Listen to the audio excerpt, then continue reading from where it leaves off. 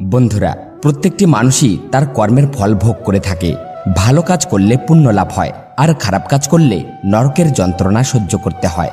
এই বিষয়ে গরুর পুরাণে মৃত্যুর পর ঘটে যাওয়া ঘটনা, প্রেতলোক তথা 84 লক্ষ জনের ব্যাপারে বিস্তারিতভাবে বর্ণনা করা হয়েছে। বন্ধুরা, আপনিও যদি জানতে চান যে মৃত্যুর পর পাপী আত্মাদের কি কি শাস্তি দেওয়া হয়ে থাকে, তাহলে এই ভিডিওটিকে অবশ্যই শেষ পর্যন্ত দেখতে হবে। বন্ধুরা, গরুর পুরাণের 4th অধ্যায়ে ভগবান বিষ্ণু বলেছেন কোন কোন পাপ করলে মানুষ যমলোকে আর নরকে গিয়ে অত্যাচারিত হয়, তথা কোন পাপ করলে মানুষ অত্যন্ত বেদনাদায়ক মহাবৈতরণী নদীতে গিয়ে পড়ে। পক্ষীরাজ গরুরদেবের প্রশ্নের উত্তরে ভগবান বিষ্ণু বলেছেন, যে ব্যক্তি সৎকর্ম থেকে বিমুখ থাকে, সর্বদা পাপ কাজে লিপ্ত থাকে, সেই সব মানুষেরা এক নরক থেকে দ্বিতীয় নরক, একটি দুঃখের পর আরেকটি দুঃখ, আরেকটি শাস্তির পর অন্য একটি শাস্তি ভোগ করতে থাকে। যমলোকে প্রবেশ করার জন্য 4টি দরজা রয়েছে। এর মধ্যে পূর্ব, পশ্চিম ও উত্তর দরজা দিয়ে ধর্মীয় আত্মারা প্রবেশ করে, আর যারা পাপী হয়ে থাকে তাদেরকে দক্ষিণ দরজা দিয়ে নিয়ে যাওয়া হয়। যমলোকে পৌঁছানোর দক্ষিণ পথটি খুবই কষ্টকর। এই পথে রয়েছে মহাবৈতরণী নদী।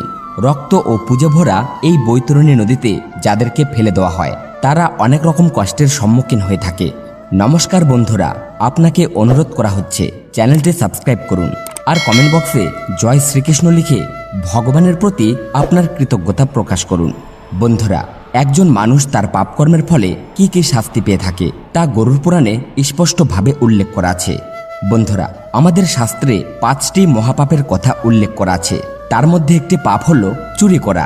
যদি কোনো ব্যক্তি অন্যের ধন সম্পদ লুট করে বা টাকা পয়সা আত্মসাৎ করে, তাহলে যমদূত তাকে দড়ি দিয়ে বেঁধে পিটতে পিটতে নরকে নিয়ে যায়, আর যতক্ষণ না সে বেহুশ হয়ে পড়ে ততক্ষণ তাকে মারধর করা হয়।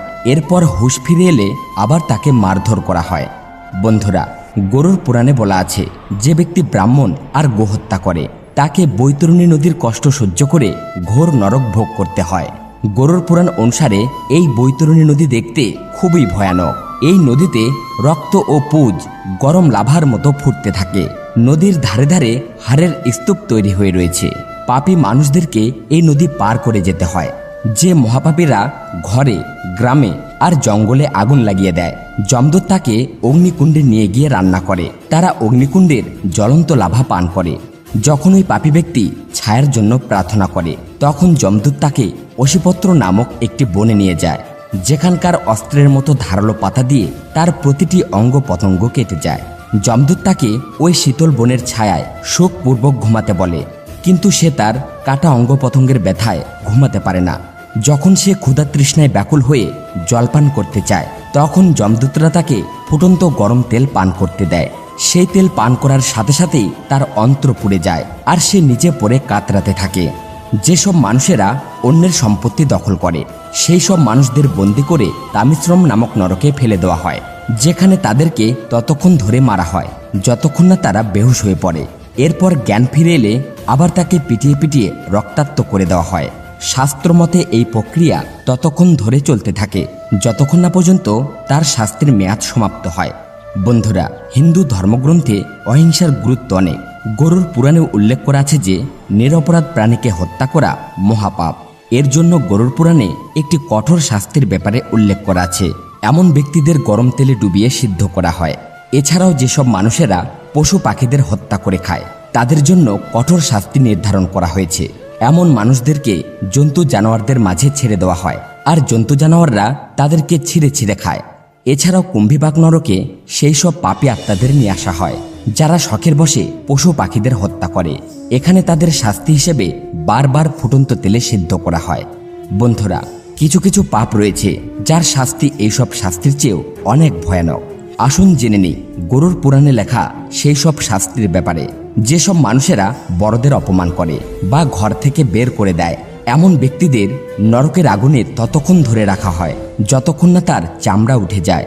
হিন্দু প্রাচীন ধর্মগ্রন্থে মনুস্মৃতির 3য় অধ্যায়ে খুবই প্রসিদ্ধ একটি শ্লোক আছে, ইয়েত্রে নারীয়াস্তে পূজন্তে রমন্তে তত্রে দেবতা।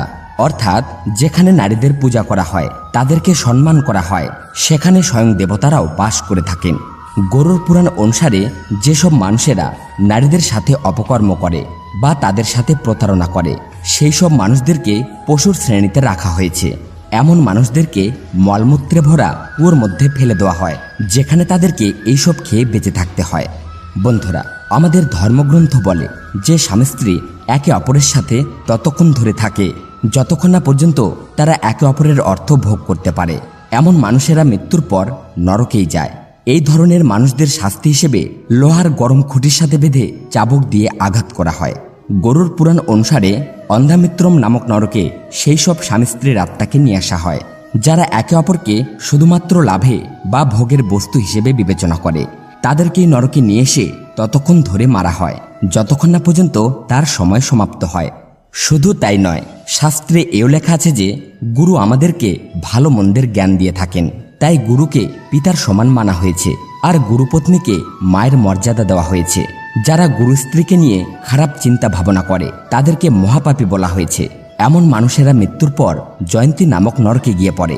সেখানে যে সমস্ত মানুষেরা অন্যের স্ত্রীর বা স্বামীর প্রতি কুদৃষ্টি রাখে, এমন মানুষদেরকেও জয়ন্তী নামক নরকে নিয়ে এসে তাদের অঙ্গপ্রত্যঙ্গে গলিত লোহা ঢেলে দেওয়া হয়।